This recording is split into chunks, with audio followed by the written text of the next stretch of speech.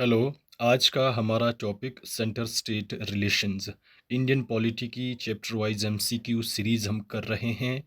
तो आज हम इस टॉपिक के जो केंद्र और राज्य के संबंध इसके हम टॉप 30 इम्पोर्टेंट एमसीक्यूज करने जा रहे हैं। तो क्वेश्चन नंबर 1, तो इसमें 3 भागों में मैंने इसको डिवाइड किया है, जिसमें ये लेजिस्लेटिव रिलेशंस है, फिर एडमिनिस्ट्रेटिव रिलेशंस है, फिर फाइनेंशियल रिलेशंस है। ठीक, तो पहले हम फर्स्ट 10 क्वेश्चंस करेंगे लेजिस्लेटिव रिलेशंस के, और इनके बारे में आर्टिकल 245 टू 255 में दिया गया है।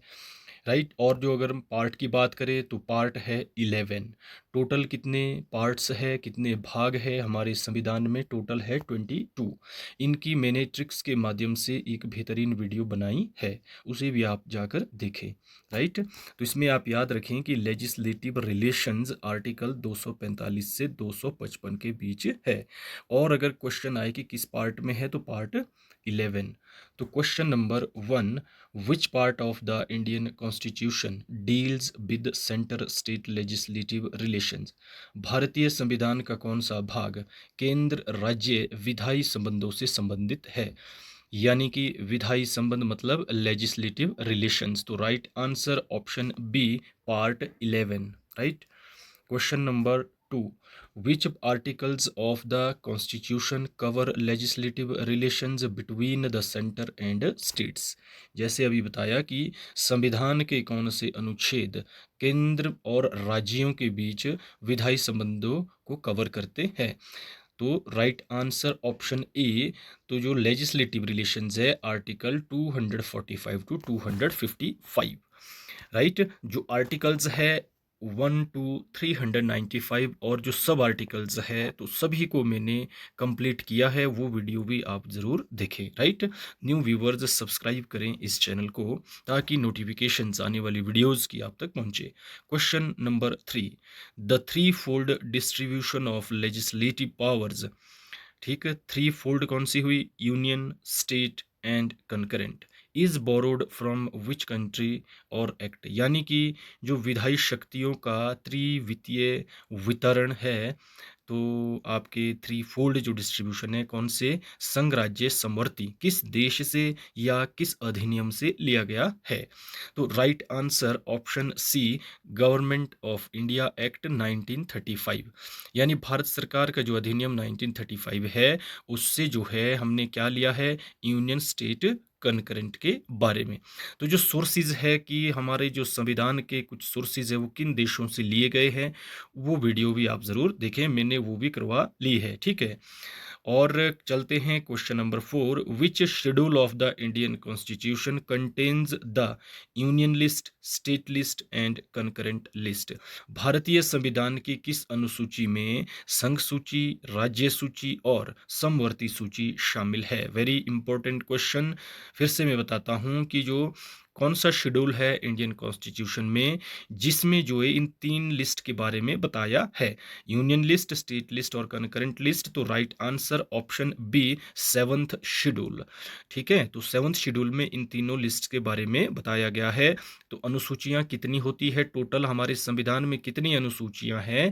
12। कितनी हैं? 12 टोटल जो शेड्यूल्स है, 12 शेड्यूल्स है। ठीक, ट्रिक्स के और नेमोनिक्स के माध्यम से ये वीडियो भी मैंने करवाई है, उसे भी आप ज़रूर देखें। इसीलिए मैंने शेड्यूल्स है, पार्ट्स है, आर्टिकल्स है, कंप्लीट बिल्कुल ही कंप्लीटली कराए, आर्टिकल्स भी एक भी नहीं छोड़ा है। ठीक है, क्योंकि जो हम ये कंटेंट करते हैं इसमें बीच में फिर ये आ जाता है क्वेश्चन, जैसे शेड्यूल्स है, आर्टिकल्स, तो इसमें कंफ्यूज हो जाते हैं पार्ट से। इसीलिए मैंने वो कंप्लीट करवाए हैं, जहाँ रिक्वायर्ड है वहाँ पर जो है ट्रिक्स और निमोनिक्स के माध्यम से मैंने वीडियोज अपलोड की है।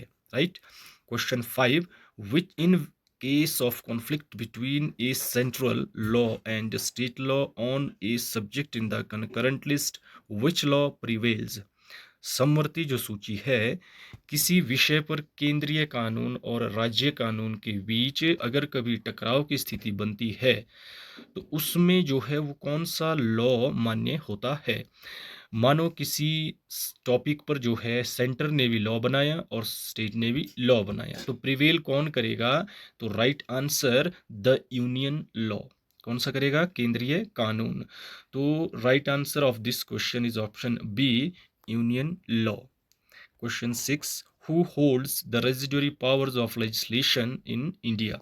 भारत में अवशिष्ट जो विधायी शक्तियां हैं वो किसके पास है? जो लेजिस्लेशन में जो रेजिडुअरी पावर्स है वो है पार्लियामेंट के पास। तो right answer option B, parliament. Residuary powers, parliament. Question 7. Under which article can Parliament legislate on a subject in the state list in the national interest if the Rajya Sabha passes a resolution? यदि राज्यसभा प्रस्ताव पास करती है तो संसद किस अनुच्छेद के तहत राष्ट्रीय हित में राज्य सूची के विषय पर कानून बना सकती है? मानो राज्यसभा ने कोई प्रस्ताव पास किया तो जो पार्लियामेंट है वो जो है लॉ बनाती है, किसमें? नेशनल इंटरेस्ट में। लेकिन अगर वो लॉ बनाती है तो किस आर्टिकल के अकॉर्डिंग बनाएगी? राइट आंसर आर्टिकल 249, 249 के तहत जो है जो पार्लियामेंट है वो नेशनल इंटरेस्ट पे लॉ बनाएगी। ठीक है। Question number 8, during a national emergency parliament gains the power to legislate on subjects in the state list under which article? यानी अगर नेशनल इमरजेंसी लगी है, राष्ट्रीय आपातकाल अगर देश में लगा हो, तो जो पार्लियामेंट है वो किस अनुच्छेद के तहत राज्य सूची के विषयों पर कानून बनाने की शक्ति प्राप्त है? किसके पास? पार्लियामेंट के पास। Very important question.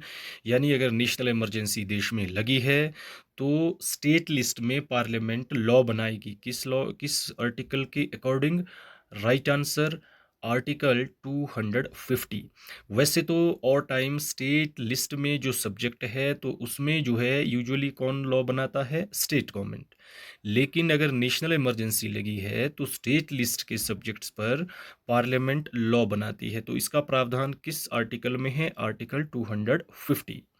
Question 9, if the legislatures of two or more states pass resolution, यानी कि अगर स्टेट्स, दो या दो से ज़्यादा स्टेट्स ने कोई रेजोल्यूशन पास किया और requesting parliament to enact laws on a state subject, right, और पार्लियामेंट से वो रिक्वेस्ट करते हैं कि भाई इस स्टेट सब्जेक्ट पर कानून बनाओ, तो under which article does parliament do so? किस आर्टिकल के तहत फिर वो पार्लियामेंट कानून बनाएगी? Right answer option C, article 252।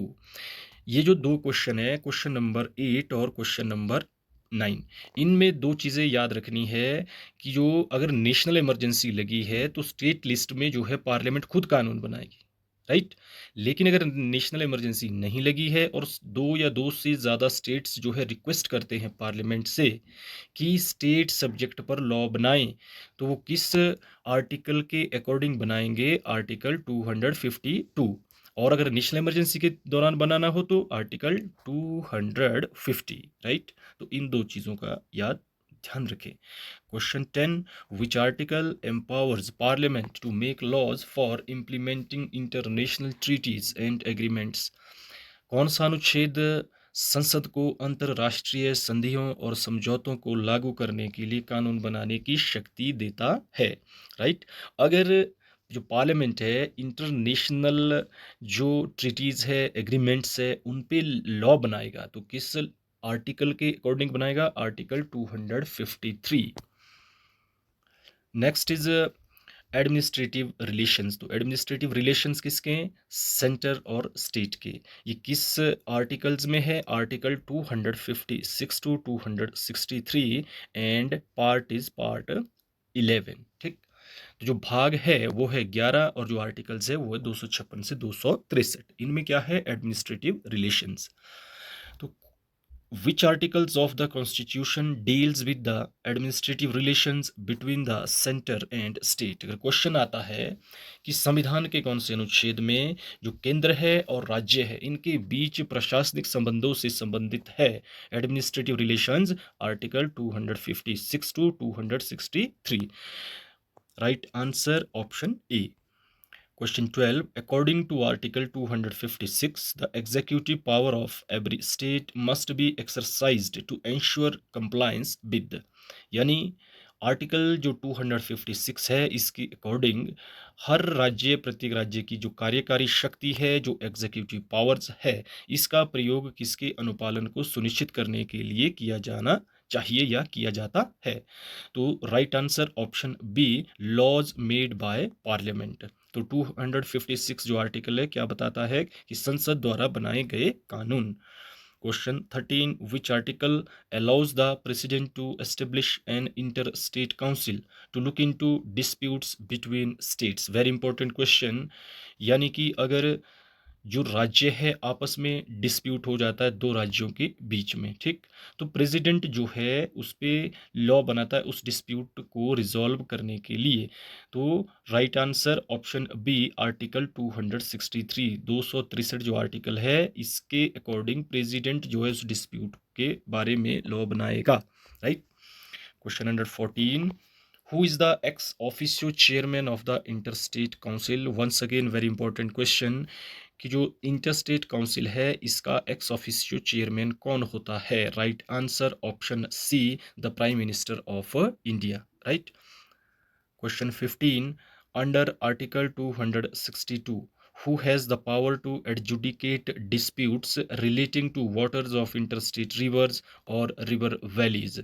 यानी जो आर्टिकल 262 है, अंतर राज्यीय यानी इंटरस्टेट, अगर रिवर्स के बारे में या रिवर का जो वाटर है उसके बारे में डिस्प्यूट्स होता है तो उसको एडजुडिकेट करने की शक्ति किसके पास है, यानी उसके निर्णय देने की शक्ति किसके पास है? पार्लियामेंट बाय लॉ, संसद कानून द्वारा। Option C is right answer.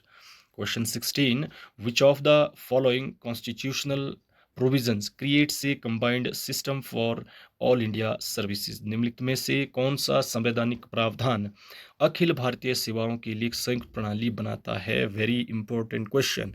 जिससे आईएएस, आईपीएस या आईएफओएस जो है नियुक्त होते हैं, तो इसके लिए जो प्रोविज़न है कंबाइंड सिस्टम जो ऑल इंडिया सर्विसेज होती है वो है आपके ऑप्शन बी, आर्टिकल 312।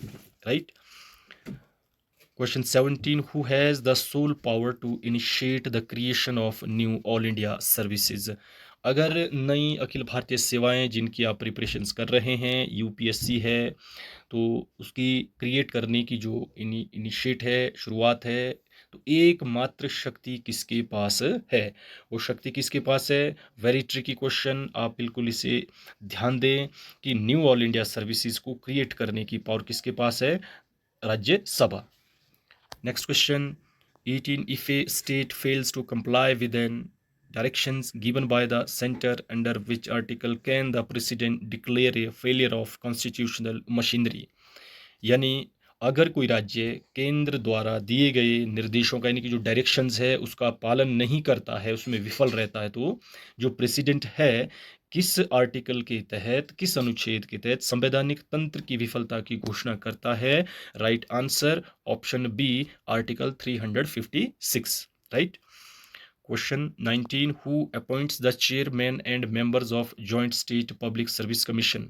तो हर एक स्टेट का जो है अपना पब्लिक सर्विस कमीशन होता है जिसमें जैसे सिविल सर्विसेज की रिक्रूटमेंट्स होती है। लेकिन अगर दो राज्य है, दो राज्यों का एक ही चयन आयोग हो तो उसका जो अध्यक्ष है और सदस्यों की जो नियुक्ति है वो कौन करता है? Right answer option B, the president of India. Next question, zonal councils which look into interstate and center state administrative issues are? जो जोनल काउंसिल है जिन्हें क्षेत्रीय परिषदें कहते हैं, जो अंतर राज्य यानी इंटरस्टेट और सेंटर और स्टेट के एडमिनिस्ट्रेटिव जो इश्यूज है उनको देखती है। तो right answer option B, statutory bodies. Right, जो वैधानिक निकाय होती है, ठीक, वो क्या है, लुक इनटू करते हैं किसको? इंटर स्टेट और सेंटर स्टेट के एडमिनिस्ट्रेटिव इश्यूज को। फिर है नेक्स्ट क्वेश्चन, क्वेश्चन 21। यहाँ से जो 21 टू 30 क्वेश्चंस है ये है फाइनेंशियल रिलेशंस एंड कमीशंस के बारे में। Financial relations article 268 to 293। ये ध्यान रखिए कि हम सेंटर स्टेट रिलेशंस पढ़ रहे हैं। तो in which part of constitution are centre state financial relations discussed? संविधान के किस भाग में जो है वो केंद्र और जो राज्य है इसके जो वित्तीय संबंध है, फाइनेंशियल रिलेशंस है, इसकी चर्चा की गई है? तो right answer option B, part 12। तो सेंटर स्टेट के जो फाइनेंशियल रिलेशंस है वो है पार्ट 12 में। Next question, which article mandates the constitution of A finance commission every 5 years? कौन सा आर्टिकल है जो हर 5 साल में एक वित्त आयोग यानी फाइनेंस कमीशन के गठन का आदेश देता है? Important question. तो finance commission article 280, option B is the right answer. Next question, who appoints the chairman and members of the Finance Commission of India? Finance commission के जो चेयरमैन होते हैं और इसके जो मेंबर्स होते हैं इनको अपॉइंट कौन करता है? Right answer option C, the president of India. Next question, statutory grants in aid given to states from the Consolidated Fund of India are provided under which article? Most important question, Bharat की जो संचित निधि है, consolidated fund है, राज्यों को दिए जाने वाले वैधानिक सहायता अनुदान किस अनुच्छेद के तहत प्रदान किए जाते हैं? राइट आंसर ऑप्शन ए, आर्टिकल 275। राइट, तो जो कंसोलिडेटेड फंड है इससे जो है स्टेट्यूटरी ग्रांट दी जाती है, तो article 275। Next question 25, which amendment to the constitution introduced the GST यानी goods and services tax reshaping financial relations? संविधान के किस संशोधन ने वित्तीय संबंधों को नया रूप देते हुए वस्तु एवं सेवा कर की शुरुआत की? यानी सीधा सीधा आपने याद रखना है कि जो जीएसटी है वो किस अमेंडमेंट के तहत है? अमेंडमेंट 101। तो 101वां जो अमेंडमेंट एक्ट है वो किससे संबंधित है? जीएसटी से। फिर है next question, who is the chairperson of GST council? GST जो काउंसिल है इसका अध्यक्ष कौन होता है? Right answer option B, union finance minister. केंद्रीय वित्त मंत्री जो है जीएसटी की जो काउंसिल है इसके चेयरपर्सन होते हैं। Next question, in which year was the famous Sarkaria commission set up to review centre state relation? केंद्र राज्य संबंधों की समीक्षा के लिए प्रसिद्ध जो सरकारिया आयोग गठन किया गया वो किस वर्ष किया गया? 1983, ऑप्शन बी। तो Sarkaria commission is related to, किससे संबंधित है सरकारिया कमीशन? सेंटर स्टेट के रिलेशन से। कब बना था ये? 1983 में। Next question, the Punchi Commission, which submitted its report in 2010 was mandated to examine. Punchhi आयोग जिसने 2010 में जो है अपनी रिपोर्ट सौंपी थी, किसका परीक्षण करने का अधिकार दिया? ठीक है, तो ये है option B, centre state relation. तो दोनों ही याद रखने, दोनों कमीशन, सरकारिया कमीशन और पुंछी कमीशन, ये किससे रिलेटेड है? Centre state relations. Next question, which state government appointed the Rajmannar Committee in 1969 to examine the entire question of center-state relations? किस राज्य सरकार ने 1969 में केंद्र राज्य संबंधों के पूरे मामले की जांच के लिए राजमन्नार समिति की नियुक्ति की थी? किसने की थी? तमिलनाडु ने। राइट, तो राजमन्नार कमेटी याद रखना, राजमन्नार कमेटी किससे रिलेटेड है? Centre state. और अगर कभी स्टेट पूछा जाए वो Tamil Nadu. Next question, important question, Anandpur Sahib resolution जो 1973 में बना is associated with demanding greater autonomy for states in which region? Anandpur साहित्य जो प्रस्ताव है उसका संबंध किस क्षेत्र में राज्यों के लिए अधिक स्वायत्तता की मांग से है? तो ये है Punjab. Right answer option B, Anandpur Sahib resolution 1973 कहाँ पे? पंजाब में। किससे रिलेटेड था? कि जो स्टेट्स है इनको जो है ऑटोनॉमी दी जाए, राइट, स्वायत्तता दी जाए। तो thanks for watching, like share and subscribe this channel ताकि जो है न्यू वीडियोस की नोटिफिकेशंस आप तक पहुंचे। नोटिफिकेशन वाला आइकन जब दबाएंगे तो ऑल पे ज़रूर क्लिक करें, तभी जो है न्यू वीडियोस की नोटिफिकेशंस आप तक पहुंचेगी। बेहतरीन वीडियोस आप तक मैं पहुंचा रहा हूं, सभी सब्जेक्ट्स में कवर करवाऊंगा। अभी जो है इंडियन पॉलिटी और साथ ही साथ बीच बीच में मॉडर्न इंडियन हिस्ट्री की वीडियोज़ भी मैं अपलोड कर रहा हूँ। राइट,